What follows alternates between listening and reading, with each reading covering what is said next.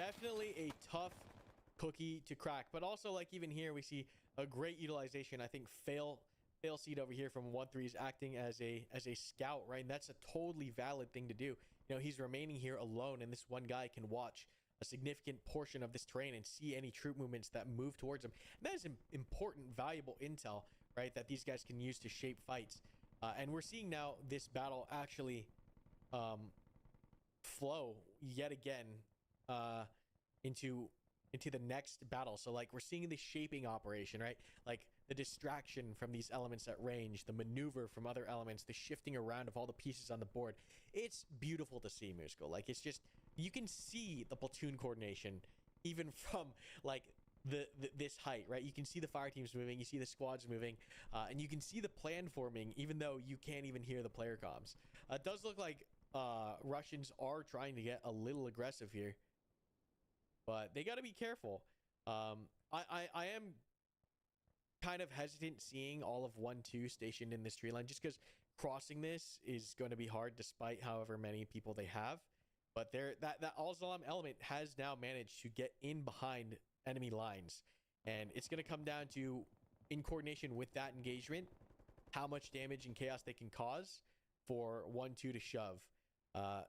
This 1-3 element here acting kind of as a base of fire, but a bit far to really influence anything too much. So it's going to come down to some extreme engagements. 1-1 now has initiated and are compromised. They are engaging on the flank. Doesn't really seem like they're in the best position to engage, I would say. Probably what I hope for some other more advantageous positions from them. Maybe try to cut them off and then rotate while the rest of the team is engaging. But we do have that contact going out and hopefully making a difference so that the rest of the team can execute. And it doesn't seem that way, as the rest of the team is currently getting pushed out of position by Satyr. Yeah, Satyrs able to actually hold it down at this point. I think a lot of that has to do with the fact that this squad is just not really in too effective of a position. You know, Al-Salam just not the best equipped force for these kind of long-range engagements. They can't really impact too much at this distance. They kind of want to get in close and run that knife fight as much as possible.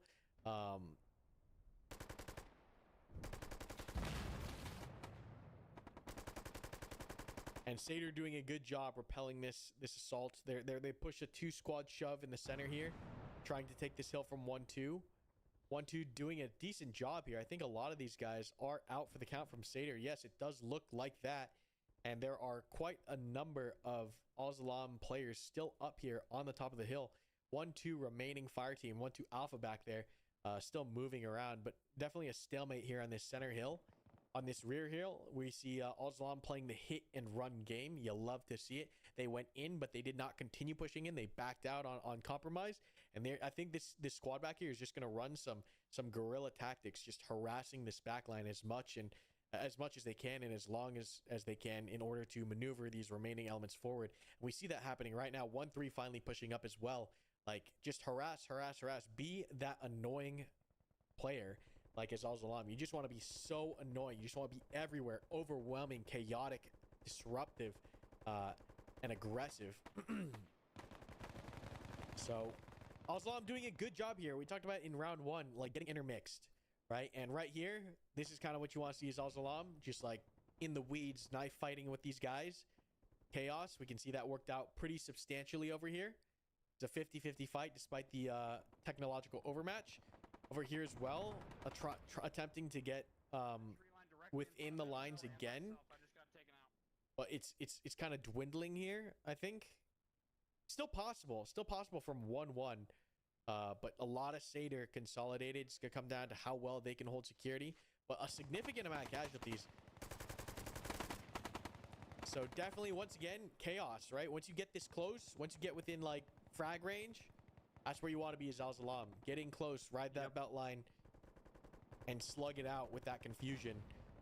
It's obviously, right, it's going much better for them now than these longer range engagements across open fields. Just getting close and knife fight. And they're doing that quite well. Where's that 1-3 element? They are slowly pushing up. Slowly pushing up. Whip out here. Causing some damage for sure. 2 casualties. And sometimes it just does take a little bit of luck. He does end up passing out, however. It's chaotic all across the board, and this is exactly what you want to see as Al-Zalam. Satyr still has a full squad here. 1-1 Satyr wiped out these last remaining Al-Zalam players, moving to assist this Satyr element. Let's see if they can kind of regain security and lock it back down. 1-1 still trying to cause casualties here from Al-Zalam and push in, but I think they are starting to recover. 1-3 just needs to get more bodies in the fight. I think that's all players on the board right now.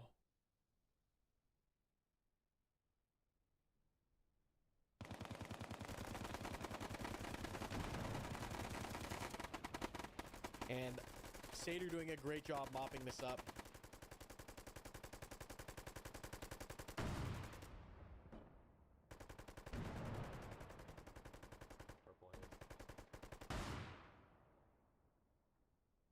Yeah, you know, once again, just the advantage of Satyr in this case is that they were at the right positions to pretty much repel the enemy assault. But now being, you know, split apart from one another, I'm curious to see what's gonna happen and who's gonna take the lead of the match here. You know, gotta remember that we are right next to the Russian main at this point, so having, you know, a reorganization and a reconstitution here is pretty simple would be pretty quick from their end.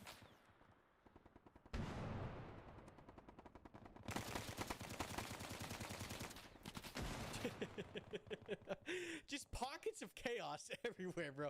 The main Satyr force here up on this hill does seem like they've got things under control finally. They are picking up their casualties. They have eliminated all the insurgents up on this hill. But over here on the right flank, it's Al-Zalam. Ooh, too far. Al-Zalam getting in close, trying to close with an engage. And this is the aggression we want to see, just overrun the enemy. However, oh, Machine Gunner finally goes down, and that is going to be a squad wipe on Satyr's side on this push here. So Al-Zalam finally managing to cause enough casualties and break through here. Great stuff from 1-2 Al-Zalam to win this fight. Some pockets of resistance here and there, but for the majority, 1-3 looks like they are able to take out this element. So it's kind of a squad for squad here, right? And once again, talking about that life disparity, that works out for Al-Zalam, right? So Al-Zalam goes +1 here, -1 here as far as squads go. That's a good trade. It is a good trade. We were kind of hoping that they could convert a little bit more, but we'll see. A lot of Satyr now all here bottled up, and then we have Al-Zalam kind of pocketed all around. This is not a bad position for Al-Zalam, Musko. Absolutely not. It's definitely they're right in the realm of being able to like capitalize off of it. But then again, that goes both ways, right? If we're not able to, then you know we might not be in the best position as we thought. Yeah, the goal here now for Al-Zalam is to keep these guys bottled up. They have them surrounded on all sides. We've got Al-Zalam here, Al-Zalam here, Al-Zalam here, and Al-Zalam here. They need to lock these guys down and just cause, like, they're in the perfect position to find a break in the line.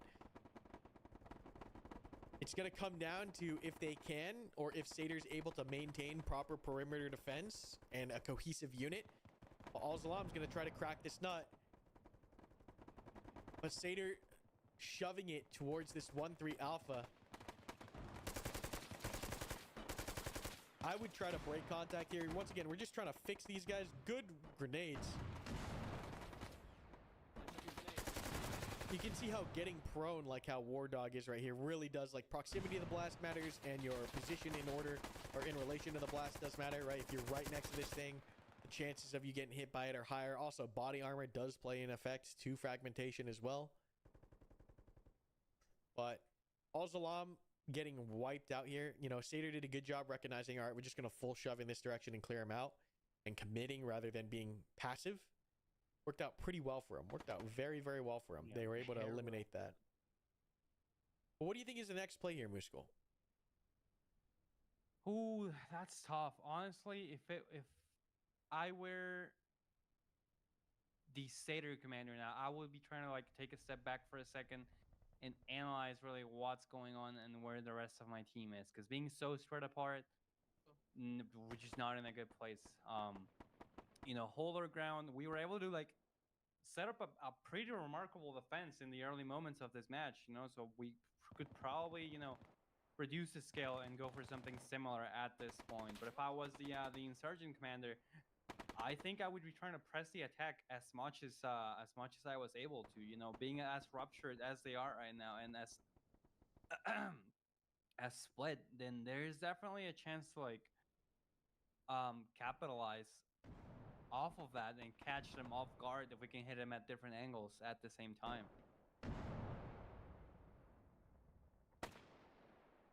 Most definitely. Yeah, Seder really doing a great job of regrouping here. And, in that exchange, squad for squad, not bad for Al Salam.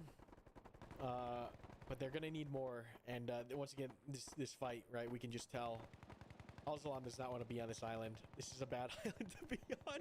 Whip is doing his best to suppress Seder. But getting caught on this island is not going to... Yeah, it's not going to be great. It's going to be tough.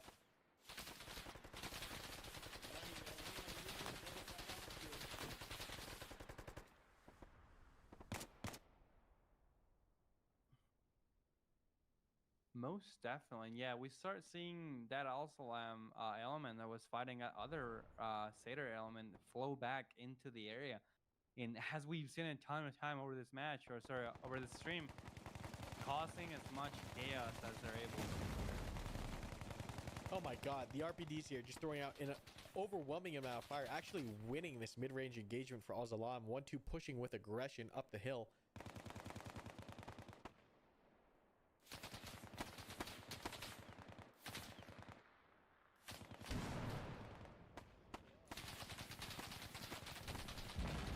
Oh yeah, really good use of firepower here from Al Salam to take this hill at range. Really impressive, honestly.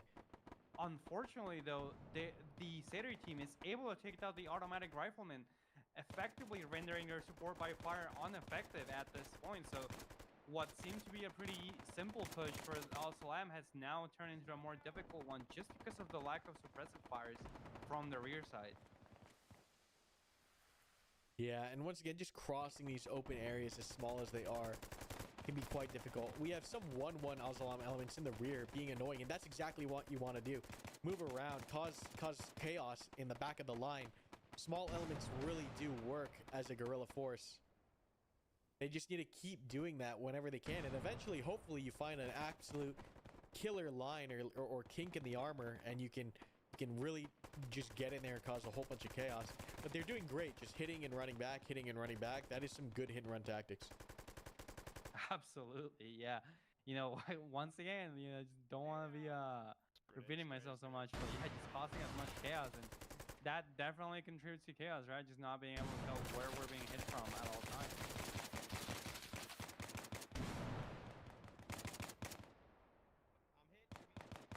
Al Salam's working this fight. Like, you can see, like, it's a death by 1,000 cuts, right? Those guys coming in on the flank. Who's just on the this 1-2 Alpha Grenadier on the right, just stinging on the right a little bit. Like, this is how you want to fight it. Like, hit them from every angle, peel back, come in from a different angle. Like, these guys are rocking it, right? They're hitting from all different angles, coming in and out, and eventually, like, you're just gonna be so annoying that like someone's gonna drop security. You're gonna find a round in. Woodster pushing up and trying to do that right now himself. And like, even in this position, right, I just back up, turn around, get safe, and come in from a different angle, right? You never have to sit there and just brawl it out and die. Just remember, going backwards is an option. Yeah, don't always have to like completely commit to this. If we can fall back into cover and reposition and see if we can be more effective elsewhere, then that is totally a valid strategy. Yeah, especially as Al Salam. These two guys are being so annoying back here. We love to see it. Look at this, just harassing fire. It draws the attention, right? 5 Seder guys look over here. They have to find these guys and deal with it. Like, excellent job from this buddy team. That's what we want to see, like that amount of harassment, hit and run, guerrilla tactic stuff. Let's see if they even decide to back up yet again. They're not taking any fire, so I think they feel pretty confident in remaining in this position. But like, just so annoying, right? You got to imagine being Seder here, getting hit from 3 directions and having to bounce between them all. Eventually, someone makes a mistake. Someone doesn't watch the right direction, and that's when, as Al-Zalam, you can find that line in. And right here, Woodster, right? Playing off that chaos. He's creeping up. He's looking for that angle in. Yep. Once again, chaos on the rear. Like, look, this Seder squad just getting picked apart piece by piece.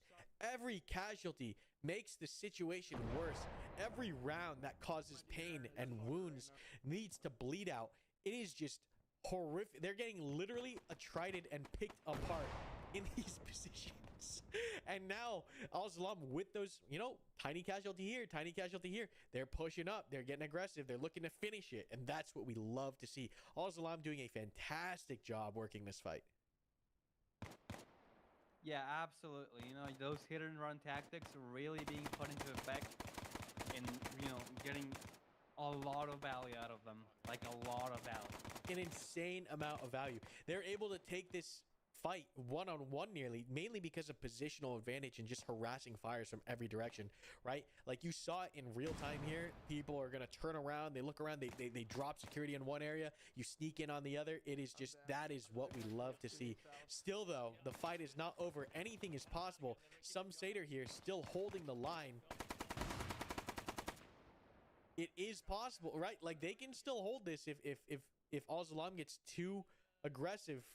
Yep. Carelessly. This really is anyone's fight at this point, I do believe. Although they are being swarmed as we say that, so we back. Oh God, this is the remaining Seder force in the AO here, being collapsed on now from all sides. Another 2-man guerrilla element, right? Great stuff. Hitting from this angle. Amazing GL, absolutely landing on Natron here. And that is that if there was ever a example of how to hit and run and attack on all flanks, this was the way to do it. This would be the picture.